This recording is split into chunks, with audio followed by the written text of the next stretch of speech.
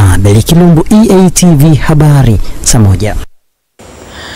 Tuelekee Kiteto ambapo aliyekuwa naibu waziri wa mifugo na uvuvi lakini pia alikuwa mbunge wa jimbo la Kiteto Benedict Ole Nangoro amezikwa kwake kijiji cha Olpopong wilayani Kiteto. Hii ni ripoti ya Mohamed Chumvi ikiarifu zaidi.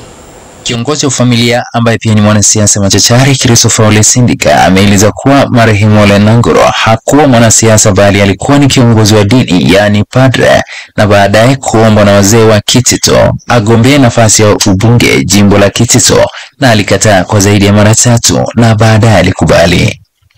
Mtu pekee ninayemfahamu kwenye orodha ya wanasiasa nchi hii, na mimi sio mgeni, ni mwenyeji kidogo kwenye siasa kuliko wengi hapa, aliyeombwa kugombea ubunge kwa kufuatwa na akakataa siku ya kwanza na ya pili, akaenda kukubali siku ya 3 na ya 4, akatoa idhini akiamini kwamba huko aliko anaweza kuhudumia wananchi, si lazima awe mwanasiasa.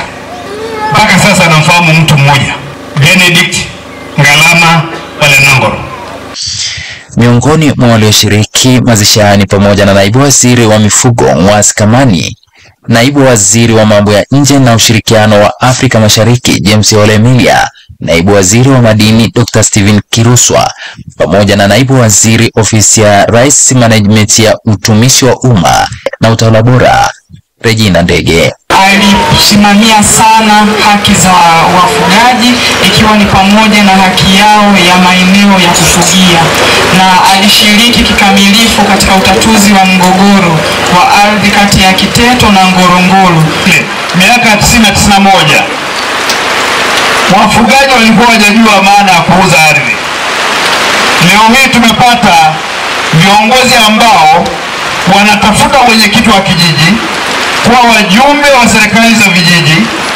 Wengine wao si kwa sababu wanataka kuongoza jamii, ni mtu anayependa jamii yake kwa moyo, lakini cha 4 ni mtu anayependa taifa lake la Tanzania. Akiongoza ibada ya mazishi hayo, padre wa Katoliki jimbo kuu la Arusha Father Tangesi Elkana hapa anasema Benedict Nangoro aliitwa kutoka kwenye familia yake na akaanza malezi ya kikuhani katika seminari ndogo ya Udunyesambu kule Arusha, na baadaye Kibosho, baadaye Kipalapala, akaja akasimikwa kama kuhani.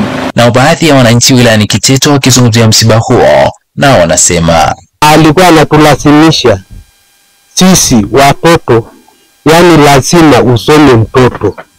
Lakini kwa eneo la Kiteto pekee yake kazi aliyofanya, hata sisi tuliokuja kama viongozi tulikuja kuturahisishia utendaji wa kazi, hasa ukiangalia kwenye mipango yao ya matumizi bora ya ardhi. Nikiripotia EATV kutoka hapa kijiji cha Olpopong wilayani Kiteto mkoani Manyara, ni Mohamed Chumvi, askari wa mwamvuli wa EATV. Na mtazame taarifa hii ambapo waziri wa mambo ya ndani ya nchi